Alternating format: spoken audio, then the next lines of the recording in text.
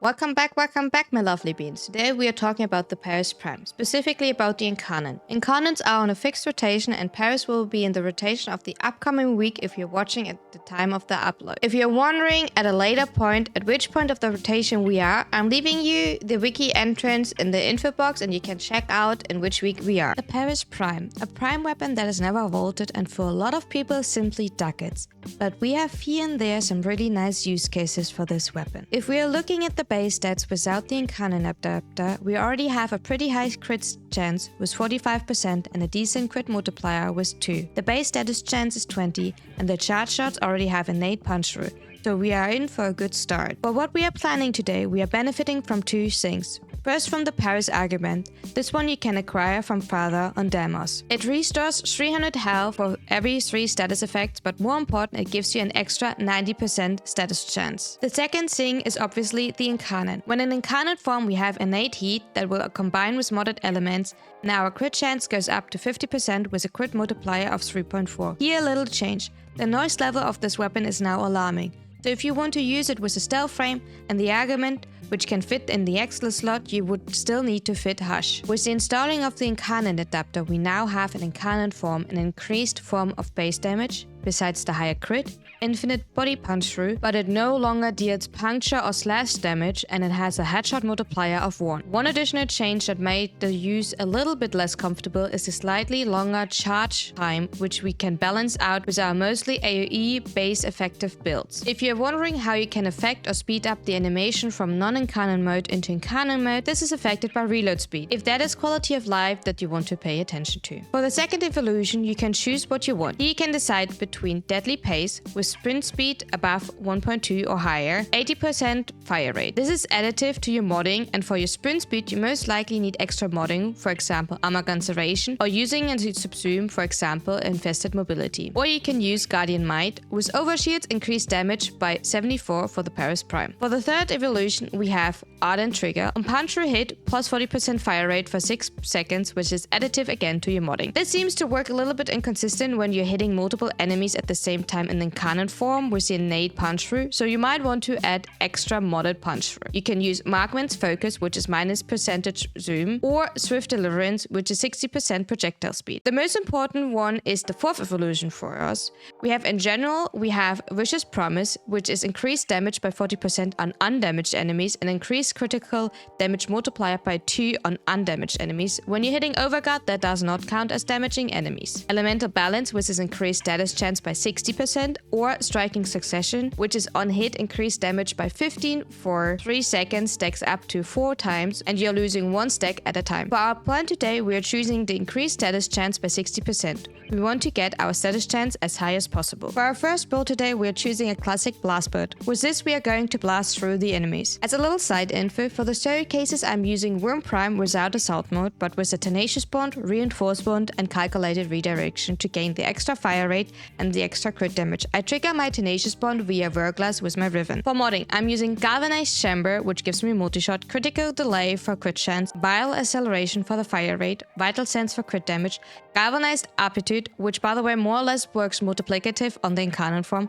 Rifle Elementalist for the extra status chance, and punch through. We don't need the punch through, I'm aware we have an initiate punch through on the Incarnon form, but the status damage is really nice. We have a Bane. If you don't have the Prime, use the normal one. If you don't want to use a Bane, swap this out with whatever you feel like. And remember to swap your Bane to what you're going against. And we have Prime Cryo rounds, which will in Incarnate form then go for Blast. And we're having most importantly our Argument, which gives us 90% extra status chance. I decided to go for Primarily Merciless simply because I find that more comfortable for base damage, and especially when we're using it with Sapphire. You can use this build with where everyone you want. I would suggest to use a grouping tool. You can either use Societed, or you can use Nautilus, you can use Cora Subsume. What you can also do is you can use Citrine, like I'm doing, and boost your damage with your Prismatic Gem for like extra status chance, which then when you like actually group, wherever that went, when you grouping your enemies, you will get a nice little blast. Or what you can also do is you can use Sapphire. Make sure that you get your Incarnon up first. Activate Zardes. Get your Tornadoes down. Group your enemies and then shoot through as many tornadoes as you can. Sometimes, you know, as you can see, I misplaced my tornadoes a bit. But there you go. You know, we all know Zardoz, Blast, Zephyr, a great combination. We do like that. The same idea works with gas. Here's an example for gas. We are using a Riven that is helping us with status chance, base damage, and crit chance. The same works obviously with Outer Riven. Here would be the example without a Riven. But we are using, once again, the multi-shot, crit chance.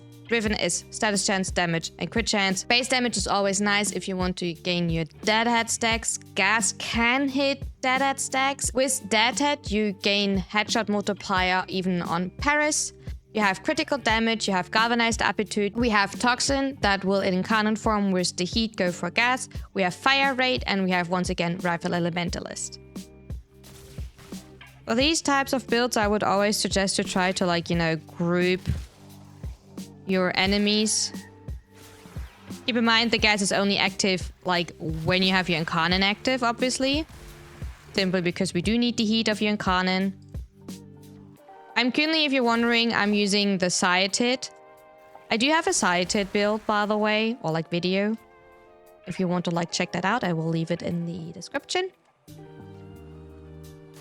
But yeah, group your enemies with whatever you want to and then use it. Really nice, really helpful. For our third build, we're going into a little bit of a different direction. We're going back into the Ivara stealth primary acuity direction. We're going Spectral Serration for damage when invisible.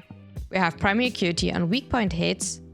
We're gaining extra damage and extra crit chance, critical delay for extra crit chance, vital sense for crit damage, galvanized aptitude for status chance, vital acceleration for the fire rate, high voltage and infected clip for corrosive, so we're running in the end corrosive, heat, hush because we are Ivara, and longbow sharpshot for the extra damage. Remember, primary acuity, you know, you can't mod multi-shot, that is, you know, a fixed stat. This setup is a little bit of a unique setup. We're using Ivara with Empowered Quiver, we're using a high strength Ivara, and we're using Compressor to prime with secondary Encumber. And we obviously want to try to get headshots. To get the maximum out of it, it's obviously, you know, something that you just do here and there. It's not like a really it's a little bit of a camp setup, let's be honest. We are on our zipline, we are on Prowl, and then we're trying to get headshots.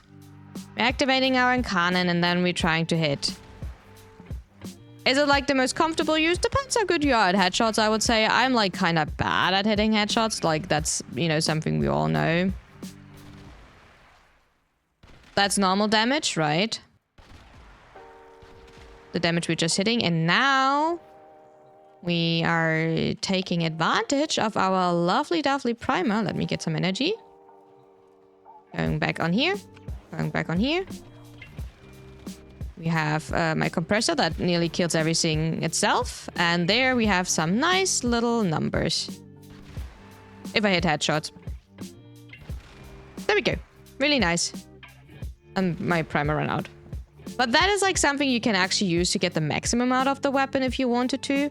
It is still worth it in my opinion. Especially if you want to go for really tankier targets. If you want to have like, you know, that weapon that can go through a lot, I would suggest that. And now something we have not heard in a while. Stat stake. Paris Prime is a stat stake in a specific way. With the last Isleweaver update, we got a new argument for Citrine called Prismatic Companion. And a lot of people were coming back to the nuke setup with Mecha for your Sentinel or directly for your Flashpad.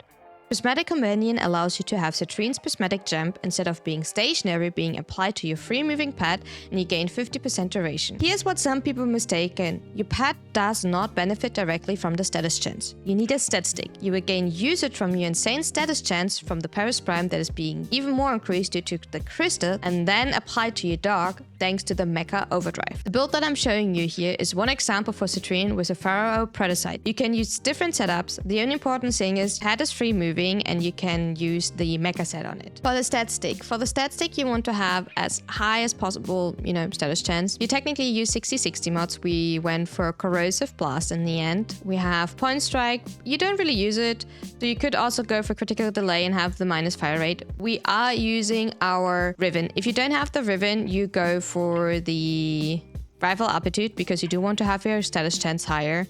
You have Hammer Shot for critical damage and status chance. We have Vital Sense for extra critical damage, and then Rhyme rounds and Demo rounds.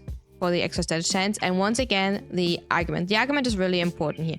And we have primary crux, and that's where it's coming from. You can actually gain for this build, thanks to the Riven in this case, because we have base damage, we can gain primary crux stacks, and due to the primary crux stacks, we gain extra status chance.